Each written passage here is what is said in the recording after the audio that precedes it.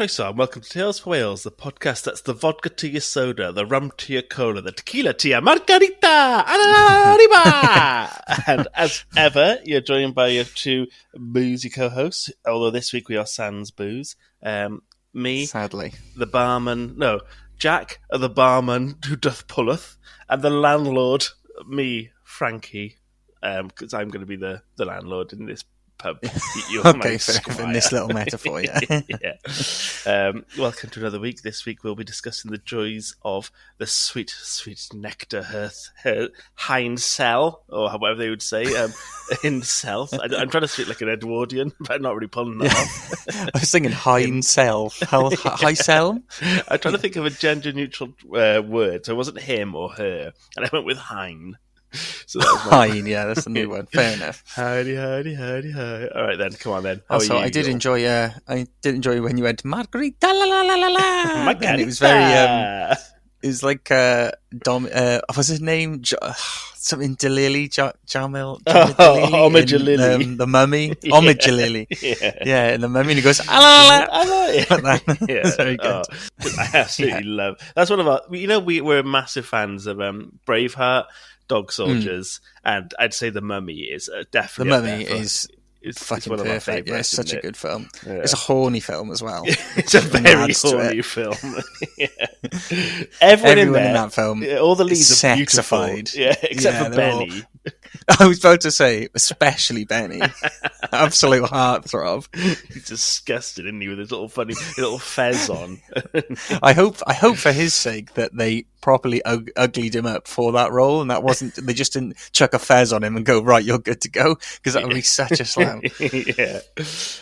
Well, do you have a? Oh, I was going to say, I'm buzzing. I'm so excited, but we're doing a lunchtime record, so it means we're not drinking, which usually means they're a bit more coherent. But we're a bit more like on it in terms of getting things done. But this weekend we've got a boys' weekend away, which we haven't done in fucking ages. Lads. Can't wait for it. Because we have a lot of weekends away. I mean, we've had two. We've had like my birthday, Emma's birthday, but they've been collective with the ensemble of friends, and it's been like it's not when it's just lads only. It's just lads only, baby. And I'm sure our female listeners will be the same. When it's just your group of friends, we don't have to be like the bridge between partners, because even though all of our partners got on amazingly well, they all they're all good friends. We still have to be like, you're with your partner. We all know it's not the same. It's not we the all same. know. Everyone knows a weekend with your mates is better than life itself. Let's just drop the pretense. It's better, all right? Better, right? Yeah. Unless my wife's listening, then I hate going away with the boys. In which case, I can't wait to be back home. Waste of time. I'm only doing it because the boys want it. I would rather be. I think it's silly. I think it's a bit silly spending that much money on booze. The amount they drink on those trips is just silly. It's silly. So silly. Must have an unhappy home life. It's just so silly. I wanted to go to bed before 3, but they're just so silly. They want to stay up. And what's so funny is we're off to go watch. We've now decided as a group we're going to try and recreate what I did on my stag, which is go to lower league football stadiums and grounds, and because you can usually drink in them, and they're just a bit more fun. And the game's gone to the dogs, isn't it? As Jack would say, who doesn't like anything about don't football. even get me started, mate. Since Klopp's gone, am I right? Is that the thing? Yeah. So the Premier League, quite soulless. Championships, similarly. But so we've been to York, and now we're off to Banbury in Oxford. I didn't realise how fucking far away Banbury is, man. It's like a 3-hour drive. Where real football happens, isn't it? That's why we're going. It's where the real game happens. True salt of the earth players down there. Just salt of the earth. Yeah. Salt of the earth, yeah. But they're playing Saturday, but we're going up tomorrow night, which means Saturday's going to be an instant write-off, because we're going to be on it like a car bonnet tomorrow. It's always Saturday. It's just such a slow start, isn't it? Because we're all just like fucking rolling out of bed. Yeah. Well, I'm also gutted because me and Josh are going to arrive probably about 3 hours after you. And those first 3 hours, the best. You're going to be so giddy and excitable. And so you've already said no one's allowed to have fun until you get there. Yeah, if I see like a something tells me we might not be able to stick to that, mate. I don't know. I'll try and keep them in line, but what can I do? So today is Tuesday, and we're going up on Friday. I'm also off to London tomorrow to see work friends. We have like a company day on Thursday, so that's the day you should go in. Everyone's about to go into the office, but I'm going to go up tomorrow. It's just me and my friends, and we're going to go for a bit of a booze cruise. So I'm having a double booze cruise week. Well. Yeah, it's quite exciting. I'm staying dry all week in prep just because I don't even know the remotest chance of me being a sloggy Well, that's boy. the thing. Thursday I'll be fine because I'll just be at home. And so I'll keep the keg dry, as if you will. Indeed. Well, yeah, what we're doing this weekend. What did you get? Did you go up to much last weekend? Me and you both Christmas shopping, weren't we? Yeah, we did. We didn't bump into each other. No, we're in the same locale. Yeah, I've been like a lot of time with other people, so me and Em wanted like a little weekend together. So I did my first roast of the season, and it was great. Emma's brother came over. Beautiful. And her sister-in-law, and I did this classic thing. Oh, you guys all go out. You guys go, and I'll just stay at home. I'll cook the dinner. Oh, it's all right. I don't mind. Poor old me. And they all went out, and I got to just drink Carlin and cook a really nice roast and play Xbox while they were gone.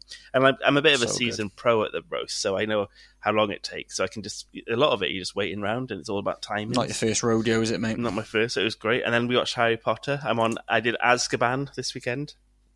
Yeah, some say the best. It's my favourite so far. Yeah, it's definitely up there. Disgusting when that fucking rat turns into what's his name when he gets stuck in the toilet. Yeah, Timothy Spall, and he goes. You know when he does the thing where he escapes and he goes like "bing" on his head, and he's like hee, and he's like his little rat face turns in. Yeah, gross. That was pretty unsettling, but. Apart from that, great weekend. I thought it was really fun. Yeah, it's good, man. How was your booze cruise? Because you and the wife got a bunch of bottles of wine in, didn't you? Yeah, so for the listeners, my wife just decided there was some sort of deal on at Tesco's at the moment. It's like 6 bottles of wine for fucking tuppence or something like that. I don't know. And so my wife when the shop came, I was like, why is there 6 bottles of wine? She was like, oh, we're going to drink them on the weekend. We're going to have a wine and cheese night. And we were rating the wines to try and find our wine. Which like plonk to fucking get in consistently. But before that, we had to go Christmas shopping. And every single time I go physically shopping, like in person, it just reinforces my opinion of shopping, which is that it's shit. I hate it. We were both in the same place. And I'm normally on your side. I fucking loved it on Saturday. We went to St. David's too. And all the Christmas lights were up. We didn't have anything specific we needed to get. We went round John Lewis. We went round M&S Food Hall, which is the best place on earth. And I was doing getting the shop for the food, so I was quite happy. And then we got a German sausage because it just appeared out of nowhere. The German market. Yeah, that I swear that pops up earlier every year. Because I was thinking, not only is it here, it's it was huge. It seemed like it was huge this time. Like, it was way bigger than usual. I'm fully on board with enjoying Christmas early because, like, I think after November fireworks night. You only have like 7 weeks till Christmas, so that's only. And if you're working, you only have 7 weekends. So it's like 7 instances. It tends to go very quick as well, doesn't it? Yeah. Before you, the last couple of years, when I'm just about starting to enjoy Christmas, is like when it's over. So also, I'm all for starting early. And all it is like, what don't you want? It looks pretty. There's pints. There's usually a hot dog kicking about somewhere. A couple of nuts roasting. Yeah. It's nothing but good times. So I think what I want is for there to be no other people there, just me, or potentially one or two others, including my wife and or friends, and that's it. Because that's what. At one point, we were walking through St. David's too, and like this woman with a pram just stopped dead right in front of me, and I was like, I so want to just like bash my elbow into the back of your head and send you fly into the floor to be like, that's what fucking happens when you stop in the middle of a walkway. But no, society wouldn't let me do that, would they? I had to go and like do a like that thing, like a cartoon where they go off, where they go off like a cliff and they go woo woo woo woo, and they like stop themselves in the middle of the air. I had to do that and then be like, oh sorry, and it's like, and then I hate myself because I'm like, why the fuck am I saying sorry? It was your fault. Then I'm tipping her pram over and kicking her in the shin, and but. It makes me rage-filled, and that's not what I want to feel at Christmas. That's not what Jesus died for. Well, it's more stressful if you have to like do actual shopping, but if you're meandering, you can just enjoy the hither and. I think that was an element of it, because we actually had like a schedule to keep to, so to speak. Yeah. Well. So yeah, that because it's a lunchtime record, and I'm going to get inundated with emails. Should we do our Patreon shout-outs and then crack on? Patreon shout-outs, yes. Have I caught you off next guard? on the list is... I do have it up. It's just my Google Chrome has put it into resting, where it's like it puts it into the ether and you've got to like recover it, the little tab. Right, next is... Oh, how apt that we're talking about Christmas. Next is a shout-out to a guy named Lewis Claus. Mr. Claus himself. Mr. Claus. Jingle bells, jingle bells. Sean Corn himself, Lewis Klaus. Or the Klaus son of Mr. and Mrs. Claus. Oh, yeah. Klaus? Ja, Klaus? sehr gut. Ja, was ist dein Telefonname? Oh, ja, ich mag Christmas, ja. Ich magst du, Lewis Klaus. Das ist mir so gut, ja. Ich bin Lewis Klaus. Lewis Klaus ist mein Vater. Jim is a little bit campy. Yeah, sehr gut, yeah. Oh, I think it's just very easy to it only takes the slightest of nudges to turn it camp. I think that's why it's so easy to do it. Schnell. Yeah. 999. Well, that's naughty boy. Well, it could be Lewis Klaus. Yeah, Lewis Claus, like Santa Claus, or Lewis Claus. Kitty got some claws. Because it is claws. It's the old claws, right? Yeah, and I am doing so it could be Lewis Claus. Oh, this kitty back to being camp again. Oh, Lewis got das claws. Kitten has some einen Klaus Claus, ja. Schnell. So there you are, Lewis. You're welcome, mate. You're welcome, mate. Get involved, mate. Diolch, Lewis, you're a ledge. We appreciate you dearly. And then moving swiftly on, because we're on a small time frame, because it's a lunchy. So today I'm going to be talking about two of my favourite subjects, Wales and alcohol, and how they've both mingled throughout history. I'm actually gutted that I'm not doing this one with a beer, because it's so apt, but maybe that's a fresh take in itself, isn't it? So anyway, as with pretty much any country of the world, alcohol has been present for a bloody long time. Wales is no different, with historian Russell Davies describing alcohol as, quote, the real opiate of the Welsh. There's a few numbers floating around, but generally, there's enough evidence to know that people in Wales have been making and drinking alcohol for at least the last 4,000 years. The earliest evidence of alcohol consumption in the world now is from China, and that goes back to 7,000 BC. So we love a bloody drink on this planet. Yeah. The species on the top knob species on this planet loves a bloody drink. So yeah, some historians think that we probably were drinking alcohol before 4,000 years ago, but it's just in terms of physical evidence, that's the earliest we've got in Wales. So starting out with the Celts, those beautiful native boys and girls, they drank mead and beer back in the day. Beer if you were a salt of the earth working class kind of guy, and it would have been hot, wouldn't it? Yeah, like not talking warm. A nice chilled pint. No, unless they got chilled water. Unless you cover that. I suppose it's quite cold in Britain, isn't it? So if you just kept it outside, that would maybe do it. But in order to brew it, you have to be like kind of warm, to get the yeast and stuff going. But anyway, so the working class boys back in Celtic times, they drank beer, Celtic beer. And if you were a hoity-toity elite, you drink mead. It's worth mentioning that if you haven't listened to our other episodes on Celtic stuff, that isn't actually how Celtic society really worked in terms of, hoity-toities, posh people, and salt the earth working class. You did have lords and kings and stuff, and mead took more effort and more time to make. So basically, mead was more expensive, so you'd only be able to really gorge yourself on that often if you had like a king. You know what? I think I have, but years ago. I don't really remember it. I think I've only had it the once. Is it any good? It's really nice. I bought some from like this little delicatessen around by me, and I got to say it was quite nice. So you just hear me stir my beans right now. Just no more roasts for you, is it? Beans only from now on. I'm back on like a bit of a health kick, and beans are well within my diet. So it's just give them a quick stir. I'm letting them... The magical fruit. Yeah, well, I like to reduce them down to a thick beany sauce. And I know to a broth. One of our Patreon members, Kerry, she mentioned that her fear was beans, so apologies. I've just had some turn off beanage. Now, Kerry. Sorry. Should have done a pre-warning on this one. Yeah. And a side note, sorry to steer it back to mead. Mead in Welsh is medd, and even though I didn't look this up, so I don't have any actual scientific backing for this, but that must be where meddwi comes from. Meddwi, which being the Welsh word for drunk. So I assume that has its roots from mead back in the day. Must be. Like I said, I say that with no backing at all, but it's got to be, right? So, thanks to the Roman propaganda machine, many people considered the Celts a bit barbaric and a bit rough and tumble. And while they were ferocious fighters, they were a lot more civilized than the Romans gave them credit for.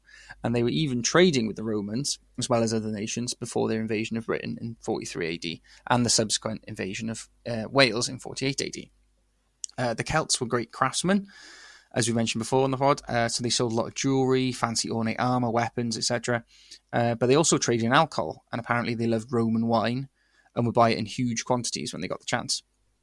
So you'd be pretty gutted if you were a wine drinker back in Celtic times when the war broke out, because not only do you have to risk your life on the battlefield fighting Romans, you're not getting a lovely carafe of wine at the end, because you're literally fighting against the people you bought wine from, and then steal their supplies. Oh, raid the stocks! Yeah, that's not a bad idea. Yeah, that's something to fight for, isn't it? That's what we'd be there. Come on, boys, think of the alcohol. Because imagine the Celtic beer would have been pretty rough, probably quite bitty, wouldn't it? Bitty, yeah, wouldn't be very nice. But for all the grief the Romans caused ancient Britain, they did do us a solid once they'd taken over by building tabernas across the country. A taberna, where we get the modern word tavern from, was like a small shop where you could buy goods, services, and whatnot, but it was also one of the only places you could buy booze. So cheers for building the proto-pub, I guess, you Roman fucking dogs. But yeah, those, after the Romans fucked off, the replacement invaders, the Angles, Saxons, Jutes, all them, they all piled in, and by the time the Anglo-Saxons had kind of formed, all the races kind of come together, these tabernae, I think is the taberna, sorry, tabernae is the plural, they'd basically been converted to alehouses. So essentially every shop in any area is now switching to be a pub. I love that. That's what happened in Wales and in wider Britain. So great time if you were a pintsman back then. But alcohol specifically in Wales doesn't start to get much of a mention until around the 6th century. One of the earliest mentions of alcohol from this time are from old poems from famous bards like Taliesin, who wrote of the legendary enchantress Ceridwen, who would brew potions and intoxicating brews that could bring on inspiration in those that drank it, supposedly, if you believe the myths. So this was rooted in sort of folk tales and mythology and stuff like that, as well as actually happening for real. The Welsh triads, which are like old medieval manuscripts, noted history, folklore, mythology, whatnot, they go on about brewing grains and wheat, specifically naming Llonion, a place in Pembrokeshire, as the best place to harvest barley for making beer. And a place called Maes Gwynedd in Gwent is the best place for harvesting wheat, and where the best the best bees live for making honey for mead. So while Wales certainly brewed their own beer, they also had their own Welsh-specific drink that the Anglo-Saxons mention in their Chronicle of 852. In the Chronicle, they make a point to differentiate between what they call ale and the Welsh bragawd, or bragawd, as it would be called in Wales. Bragawd is apparently something between a mead and an ale, and includes a few extra ingredients in the brewing process, like cinnamon, ginger, clove, herbs, and honey. Bragawd is mostly produced in monasteries like Tintern Abbey in Chepstow, and the Friary of Carmarthen. Do you love how it's always the churches that make all the booze? Yeah, you find that a lot, don't you? When back in the good old days, it's the holy men brewing all the what you call it? It's like was that film Van Helsing where he's like a pisshead and he's a shagger, and they're like, but you're but you're a priest. He's like, actually, I'm just a friar. Seems like the friars had all the fun. But this bragawd, that's right. No, his bragawd was actually such a staple in Wales that Hywel, the big boy himself, for those who don't know, was a big time king and lawmaker in Wales. And we did an episode on him as well, so go have a look at that. He actually made a distinction in law, enshrined in law, between cwrw and bragawd, or beer and bragawd. And bragawd was, by law, worth twice as much as beer at the time. So it was considered a finer taste type of thing. Beer was the cheap shit. You can actually still buy bragawd today, although it seems way less popular than normal beer or ales. I did try and look and see if I could find any. There's a few like Welsh companies who make it, but it's not very popular. And if you search it, you're not going to find loads of hits. And just something, I think we should try it at some point, but something just tells me that it might be disgusting and rank. I'm Googling the photos of it and it looks a bit shit. You can drink it at Untapped. You know Crafty Devil, the pub in Canton? Oh, yeah. It seems like people... They do a bragawd there, do they? A little bragawd. Yeah. Because, honey beer, if you say it like that, it doesn't sound... That sounds quite sweet, maybe. Honey to the bees, that's you and me. Exactly. And what was I going to say? The difference between... If it says it's like a between mead and ale, me and you aren't really ale boys anyway, are we? No, not at all. We wouldn't go out and drink an ale. Shit. Yeah. Is Doom Bar an ale? I'll have Doom Bar. That's one I can actually handle. I'll have Doom Bar. Yeah, Doom Bar. I just quickly Googled Honey to the Bee lyrics by Billy Piper, and one of the lines is, "Come on, buzz me up to heaven, baby." What's that even mean? The lyrics is, Billy. Come on, buzz me up to heaven, baby. Maybe we should drop that in here. So.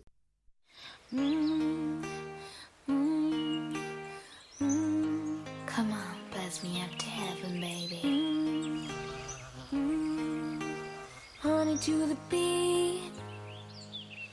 I've been missing you.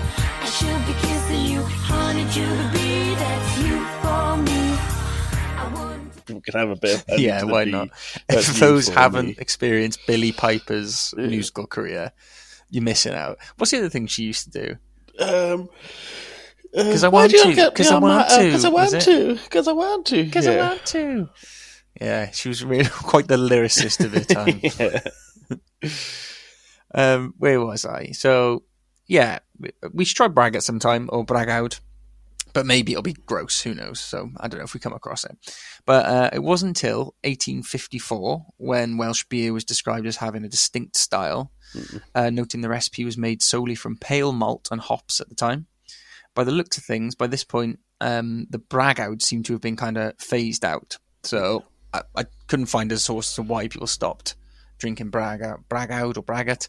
I imagine because it was a harder, lengthier process to brew if you add all those extra ingredients. So they probably just went for the cheap shit, didn't they? Piss lager. They were onto the piss lager trend by then. And Wales, along with the rest of Britain, was affected by the temperance movement in the 19th and 20th centuries. This was a social movement promoting self-restraint and abstinence from alcohol consumption in order to prevent health and moral decay. Yeah, I was just about to say, basically the biggest, most boring group of virgins that ever stepped foot upon the earth, just trying to ruin everyone else's fun. And these party poopers, they managed to get a law passed in 1881 to ban the sale of alcohol in Wales on a Sunday. They literally killed the Sunday sesh. Oh. That's true pintsmen near the border. One of the best pints. True pintsmen will know that that's a huge fucking blow to drinking culture. A Sunday sesh is up there with one of the best sessions you can have. It is, because you're not meant to. You're not meant to be out on a Sunday having a session. But yeah, so these fucking losers, they killed the Sunday sesh, took it out the back and shot it dead. The true pintsmen, though, that were near the border in Wales, they could actually nip over county lines, or country lines rather, to have a pint in England on a Sunday, because once again a rule for me. And in England you could have a drink on a Sunday. Well, it's because Wales was more pious. Wales was a lot more religious, and we've always been a bit more pious. Yeah, a bunch of dweebs. Yeah, exactly. But yeah, if you lived on the border, you could still keep the Sunday sesh alive, but you'd have to do it in merry old England. But yeah, the vast majority of Welsh folk, you had to just ride out Sunday dry, which sounds horrible. Yeah. Well, I mean, that's standard, I suppose, is doing it dry. But I do love a Sunday sesh. As you well know, Franco, I'm a partaker of the hair of the dog on a Sunday if we've had a big Saturday. So, so those little boffins, they banned the Sunday sesh. And also, when do you think that this law was reverted? It's not to like the 80s, man, because I know Aberystwyth was one of the last places. Mate, way after the 80s. The law wasn't repealed across the country until 2003. 2003, yeah. Because I know not everywhere upheld it, but I know in Aberystwyth they were really strict on no Sunday drinking. So like students would, like, my mum went to Aber Uni and she was like, there's just no boozing at all on a Sunday. It's just ghastly, isn't it? There's one thing banning a normal middle-aged, we're not middle-aged, 30-plus-year-old from having a Sunday sesh. But a student, that's your lifeblood. That's your bread and butter. But yeah, 2003, I was shocked. I was shocked that 2003 was when it was repealed. It seems like you said something that they would have done away with in the 80s, but with cocaine on the streets and whatever, they would think, well, what's the point in stopping drinking on a Sunday? Cocaine on the streets of Britain. There's cocaine on the streets of Britain. Your sons and daughters are not safe. There's cocaine on the streets of Britain tonight. This is why no more cocaine on Sundays. Best day for it. So yeah, it sounds like some of these daft religious types would have done away with by then. I thought the 1960s or something, maybe, especially. But yeah. Anyway, I've lost my place now. On. Just having a big old stretch whilst you find your place. Anyway, thank the gods that oppressive law was changed for what I think we can all agree is the greater good. Yeah. And since the 2000s, Wales has had a bit of a microbrewery boom that ranges from lagers and ales to gins, rums, whiskies, you name it. Not to say that these things haven't been brewed here before, just more and more people are doing it after the 2000s. Shout out to Barty the Spice Rum for the fucking millionth time. Well, please, just bloody sponsor us, for God's sake. My friends in work, so we've recorded this in two parts because something went wrong the other day. So I think in the first part of this episode I said I'm off to London for a sesh. I've now had that sesh. I've returned from London. Yeah, and I'm suitably hungover. But they bought me Bad TV for my birthday. But they also bought me a massive blow-up pillow of my face blown up on a pillow, and I just saw that on your Insta, mate. Well, I had to take it home on the train. There was no bag to put it in. So I just had a picture of me on some pissed narcissist on his rum in one hand, his pillow with his own face in the other. Well, we drank a lot of the rum yesterday, so I feel happy today. On your way back from the Great Londinium. Yeah. It's quite weird, this, now I'm doing a two-part. You're getting both sides of the coin. Yeah. a pre-hangover and a post-hangover Franks. Yeah. I'm yawning a lot more in the second half. Yeah, just dull, mate. It's just fucking dull. But yeah, so, Barty, if you're listening, come on, just fucking cough it up. Come on, we've been fucking asking for, how long are we doing this now? Almost 2 years? Yeah. Come on. You want us to beg? Do you want us to beg? We will. If we will do it. I will. I want my money, mummy. Yeah. Daddy needs his pocket money, okay? So, that kind of brings us up to date on where we are today with booze in Wales. But I did have some quick-fire boozy Welsh facts before I finish. And I will start those now. I didn't type down a nice segue into that. Yeah, smooth. You never know. The first place to brew lager in the UK was Wrexham Lager. Yeah. Wrexham. Up the county. Wrexham Lager in 1882. Recently purchased, actually, by Ryan Reynolds and Rob McElhenney, who also own the football club, of course. Third oldest club in the world. That's your sports segment there for everyone. That's good, isn't it? That's pretty lovely. What's the word? Like centralising the brand. Yeah. We own the football. Yeah. We own the beer. I saw on the episodes of that Welcome to Wrexham, they bought out a little area in the town that was was run down, and they were making it into a kind of what's the equivalent over here? How you got down the Tiger Bay, they got Tiger Yard. Was it called? Oh yeah, the Yard. Yeah, they've sort of made it into that so that there's loads of foot traffic there, so that the shops and stuff will bounce back, or hopefully bounce back. So they're putting into the Welsh economy. It's nice to see, isn't it? Even if it takes a couple of, the American and Canadian. Yeah. A couple of American Canadian boys doing more their own bloody government, all right? Before you go with your quick fire quiz, or maybe we'll do this at the end, but we can give a shout out to some of the Welsh pints and drinks that we quite like, that other people might like. Oh yeah. We'll reel them off after I've reeled these factoids off him.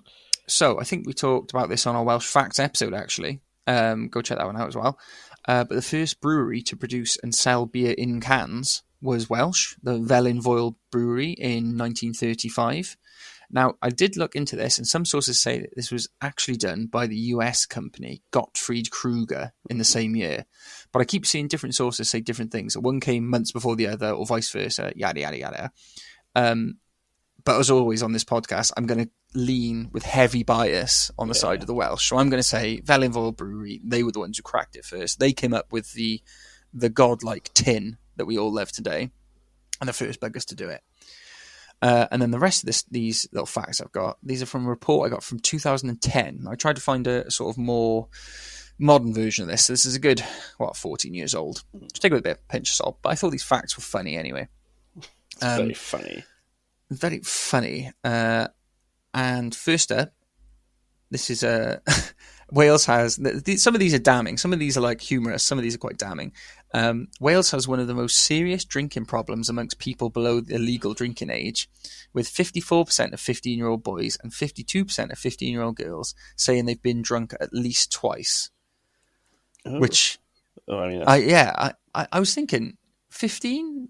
Well, yeah, we were probably doing more than that at 15, weren't we? That's low numbers. You got to. I was thinking, those are rookie numbers. Yeah, come on, you're letting the fucking side down. 15, I was having tins at 15. I'd say we started properly in earnest about 14, do you reckon?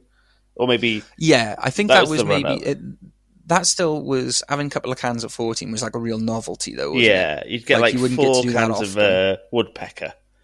And, that's it. And maybe you have 4 cans for the entire night. Yeah, that was it. Yeah. And then 15, it's sort of, that's when we started hanging around in our mate Gez's garage. Didn't we? Yeah. His were the type of parents that like, I don't care what you do as long as you're safe and sort of, but don't do anything else. Go in an absolutely freezing garage and drink. My mum had the same attitude. So she'd say, right, I don't mind you drinking, but I got to buy the booze for you so I know how much. But Gez's mum would do the same, so I'd get a flagon of cider from my mum, and then get one from Gez's mum. Double up, baby. What was the guy's name? The guy from the corner shop down there. I can't think of his name now. Gez was like on first name terms with him. I think he would actually sell him alcohol at like 14, 15. He wouldn't give a shit.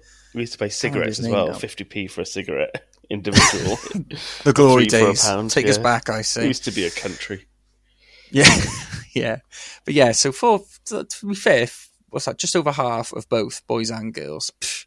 Like I said, 15-year-old, we were doing that more than twice, weren't we? We've been drunk more than twice at 15, definitely. Like twice a month, maybe. We're fucking well hard, right? Because we're cool. Fucking nutters. Yeah. This is what's led us to our alcoholism today. All right, it wouldn't be here today without the foundations that we laid back then. A professor called Martin Plant. He suggested that you can actually categorize drinking cultures into 2 categories, wet and dry. So, for context, dry drinking cultures, for example, like they have in Scandinavia, are characterized by low consumption per capita, harsh restrictions on sales, but they do allow for heavy drinking, usually saved for the weekend. So, like small periods of binge drinking. From what I gathered, in a dry drinking culture, you also don't associate boozing with other activities. So, like, you wouldn't assume that you're going to have a glass of wine or a bottle of wine with your meal or a pint with it, you know? You wouldn't say, oh, we're going out to, I don't know, some sort of event. You wouldn't just assume that booze is to do with it. Yeah. Whereas, in direct opposition to that, a wet drinking culture, which is found a lot over Southern Europe. That involves high consumption through the week, coupled with enabling attitudes and legislations. So Wales, sorry, let me start again. So that's what I was on about. And then, you know, like how me and you, if we were going to do basically almost anything, I'd say, out the house, that's going to last a few hours. Yeah. You go, well, we'll have a pint, won't we, with it? You That's why I went off match day in town for rugby, because people aren't there for the rugby. They're there to just have a massive piss up, which is fine. But then it does kind of... I was going to say, far be it from us to judge for that. But yeah, but it means then you're not really watching the rugby. I did it with the football. There was a period when me and a lot of my friends would go to the football, and we're not actually there for the football anymore. We're there just to get fucking smashed. And a lot of us have kind of cooled down on that, because it's like you forget the game. You're not really prioritising the game. You're always going down to the bar at half time, so you get there early to avoid the queue. And so, like, it does kind of detract from football being fun. Yeah. So that's it. Well, this is it's very much this classic wet culture attitude, that is, mate. Yeah. And Wales, which this is kind of a point of this bizarre pride when I was reading this. Wales, always striving to push ourselves to be the best.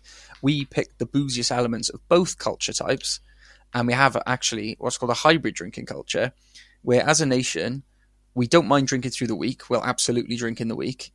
And when we're doing activities and things like that. Yeah. But there's also a very strong culture of binge drinking on the weekend as well, and on special occasions. So we're wet and dry in the booziest kind of ways. Yeah. So we picked like the binge drinking of the dry cultures, and just thought, why don't we wet and dry, do the best of both worlds? We're classic bingers, aren't we? Because we don't really drink much in the week. No, I mean, if we're doing a pod one in the evening, we'll have a few, won't we? Yeah. But yeah, I don't tend to get drunk in the week. I kind of, that's my barometer for why I'm not an alcoholic, because I listen, I don't drink in the week. Yeah, so it's save fine. It, go hard on weekends. I save up my unit and then fucking go nuts on Friday and Saturday. I say go nuts. We don't really go nuts when we're drinking, do we? We just have a laugh. We're just sort of subdued. Your Honour. Your Honour. Listen, I wouldn't say we go nuts. It's just a laugh. So what, we set that tramp on fire? I think we can all agree it was a laugh. It was a merry hijinks. What I mean is, it sounds when I'm saying like we go nuts. It's like we just fucking smashing places up and stuff. We usually just sat down chin wagging, aren't we? Or watching we're films such yappers. Absolutely. We don't change much when we're in pubs either, do we? We just have a yapathon. Yeah. So yeah, that's our little hybrid drinking culture. And pride aside for that, there's a more damning statistic here. This is a little bit more rougher than that 15-year-olds one I was on about. So amongst 11-year-olds, 7% of boys and 4% of girls said they drank alcohol at least twice a week. Whoa. That stat rises to 23% for boys and 20% for girls when they reach 13. So 13, that's quite young. But 11-year-olds on the sesh twice a week? Yeah, I don't usually have a big sesh twice a week. I mean, what sort of sesh are we talking about? That's first. Well, I think any sesh for a child is probably considered not for 11 ideal. years old. Yeah. Imagine 11-year-olds doing what we do. You know, when we go like, "Oh, did you have a drink this weekend?" No, I didn't have anything. Yeah. Oh, I had like 5. But that's not a real sesh. I've had a bottle rum. That barely touched size. Imagine like an 11-year-old. Oh, you been on it this weekend? Nah. I only had a couple of cans, 5 cans. You know, about my approximate body weight in alcohol. Oh dear. But yeah, so that's a bit damning. 11-year-olds. This is 14 years old. Mind this report. So maybe things have improved since then. Let's hope. Probably not.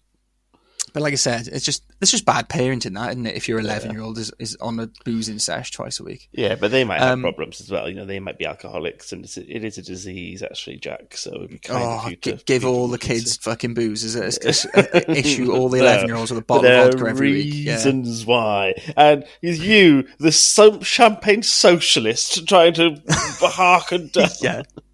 I love that. You Nazi? Yeah, you goddamn Nazi. Socialist. Where was I? Oh, my last bit now is finally on pub rules in Wales that I thought were interesting or just very specific. So these days, of course, there's a ban on what's dubbed as irresponsible alcohol promotions. R.I.P. Jumping Jacks, where we'd often go in our youth for unlimited drinks for a tenner. Gone are those days. As you said before, we used to be a country. Yeah. That's We're probably really not coming down on the side of the alcoholics here, aren't we? We are a bit, yeah. Just to iron this out once and for all, I do not think that 11-year-olds should be on the piss twice a week. Okay, it's not like a politician wants to make a statement in his garden. I've said it. Yeah, I have been clear. I have been very clear. My statement was very clear. I've always said from the start, it's not ideal. Yes, I called them fannies for not drinking more. Yes, earlier in the podcast, I may have said that the abstinence movement was a virginal movement, but I stand firm on what I just said. Yeah, we grow in this party. Yes, exactly. Where was I? Oh yeah, so Jumping Jacks, that's those sorts of like ridiculous boozy promotions. They're banned now.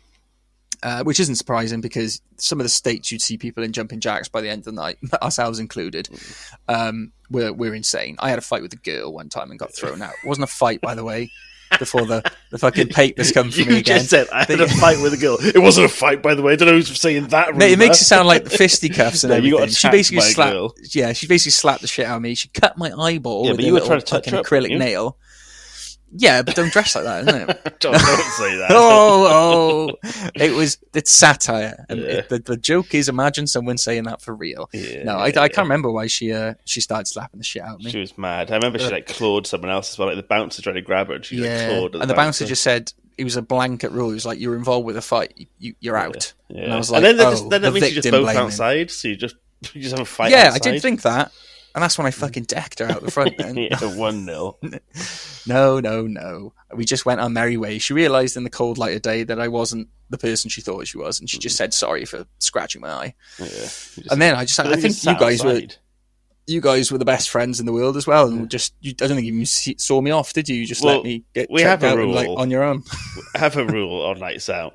If he dies, he dies. And you're left to your own. What do they say in the army? Leave a man behind. Always leave a man behind. Always leave a man behind if it's going to impact your night. Yeah.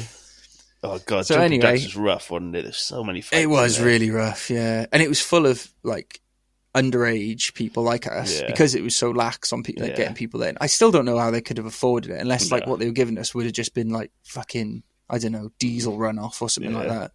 It's just grim. Well, anyway, you yourself, maybe this is a reminder, but you yourself were a small distillery for a while, weren't you? Oh, I was, yeah. So in my uni days. Jack has added to this proud Welsh tradition of microbreweries, and you made homemade vodka that was probably criminal and incredibly little, and you sold it to the local teenagers in St. Athan.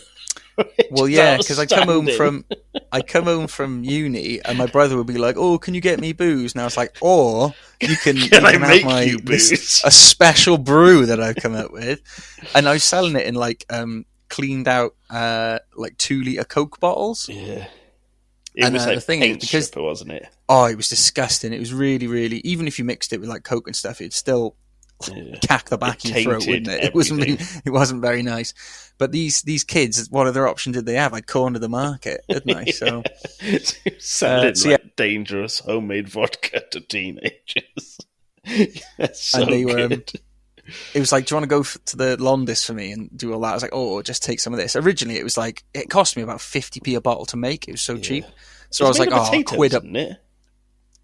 Well, what I did is it was a schnapps kit you made, right? You're allowed to brew anything. I think it's under 20% or something like that, or 18% or something like that. And then you've got to buy this I can't remember what the hell it's called now. But basically, it's something you're not allowed to sell in a brew shop, right? As what it is, a distiller. Is that right? I can't remember. But anyway, you're not allowed to sell it like that. So the people who run these brewery shops, they have to say, "Oh no, it's a water purifier." Oh. But everyone knows you're going, I need a water purifier. They do the little tap on the nose and they go, I see what you're after. It's like when Blue Banana sell bongs and it's it's just for smoking tobacco. It's yeah, all right, mate. Yeah, promise you won't put anything else in it. And that's what they did to me. Promise you use this just for distilling water. I was like, exactly, of course I will. But yeah, I sold it for I think £2 a bottle, which is insanely irresponsible. And then when they came back, though, I realised I could hike up the prices because it's like a heroin dealer. You get the first one cheap, free. First one's free, and then I was like, oh, it's a £5 now, and they were like, oh, £5, it was 2 last time, and so I just prized those 16-year-olds out of their hard-earned cash. Yeah, but then that ran out. I couldn't be bothered to do anymore after the first batch, and it did just taste horrible anyway. So it wasn't much enjoyment out of it. And it really was you can usually mask bad booze with mixer, but this was just it fucking melted the cup it went into. Yeah, it was grim. It was very grim. But yeah, so that was my foray into the booze business. I haven't been back since. Anyway, where was I? So yeah, rules in pubs. Sorry, so I'd said that Jumpin' Jack's places, big promotions and stuff, they've been fucking kiboshed.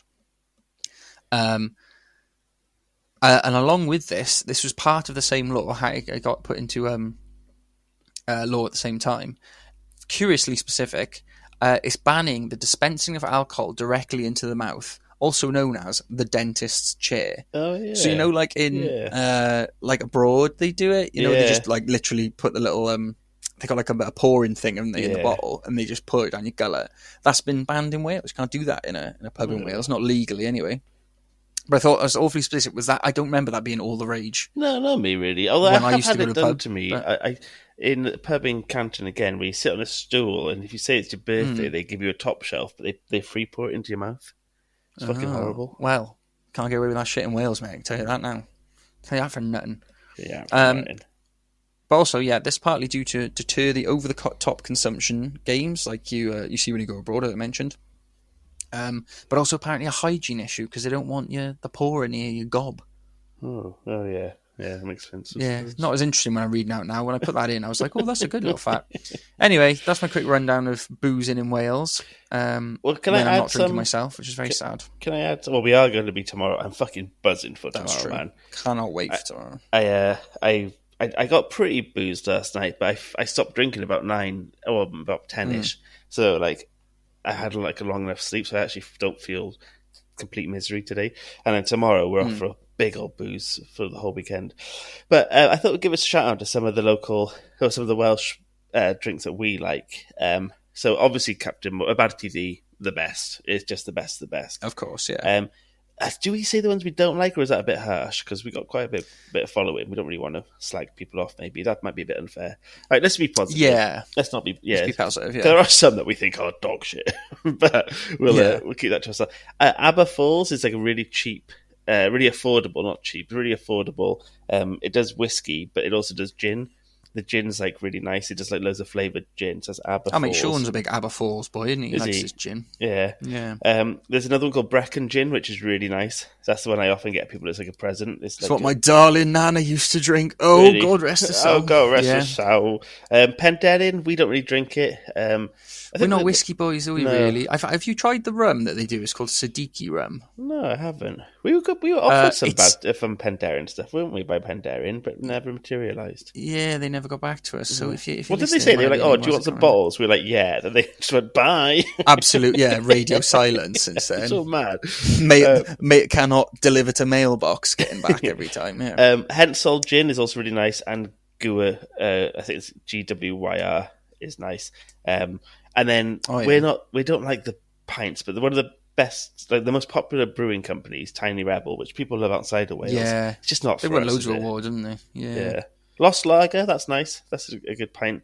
Which is that's Brewdog, I think. So take that back. That's Brewdog. Yeah, I don't mind that Club Tropica from Tiny Rebel. That's okay. I can drink a bit of that. It's just what happens is after like about 5 of them, I find you get like a film on your tongue, and I don't know. It's just got like a little bit of thing on it for me. So not for me. Although it's good for getting pissed. And I'm aware that we're in the minority of not liking tasty drinks, but as I said to people yesterday, my requirement for pints is cold and wet. That's all I want. I want wet cold. Yeah. I don't want it to be like fizzy or sour. I just want it to taste freezing and be wet. And that's it. Yeah, I think that we need it like non-offensive. Like we say, when we say piss lager, we don't mean it tastes like piss. We mean like we don't mean it tastes weak like piss, guys. lager. Come on. You know? Yeah. If anyone's thinking that's not what we're saying. But it's you just want it to taste like your bog standard lager, don't you? You don't want it to be too. Well, should we wrap up? Because we've got to go do a Patreon episode now for our dear Kelly Heaton. So we'll do that. And bye. Leave us a review if you can, please, guys. Tell your friends. Bye. Ta-da.